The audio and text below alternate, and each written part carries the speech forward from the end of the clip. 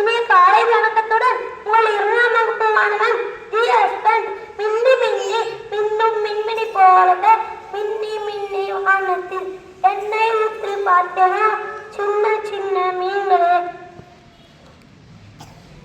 பார்க்கிறேன். இரவில் மேலே வருகிறேன்.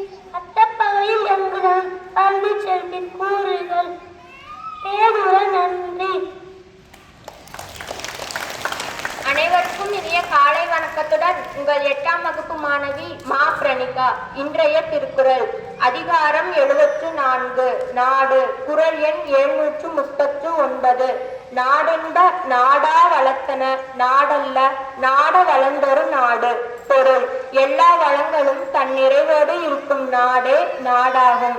தேவையை நிறைவேற்றுவதற்காக வெளியே தேடுவதே சிறந்த நாடு ஆகாது. நன்றி.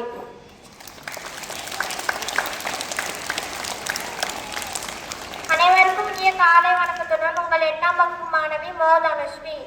தேசிய கொடிநாள். தேசிய கொடிநாள் ஒவ்வொரு ஆண்டும் ஜூலை 22 நினைவூற்றப்படுகிறது.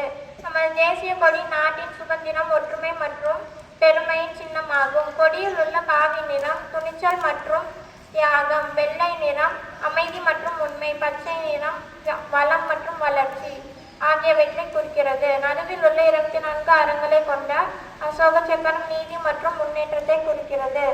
தேசிய கொடியை எப்போதும் மரியாதையுடன் நடத்துவது ஒவ்வொரு இந்தியரின் கடமையாகும். நன்றி.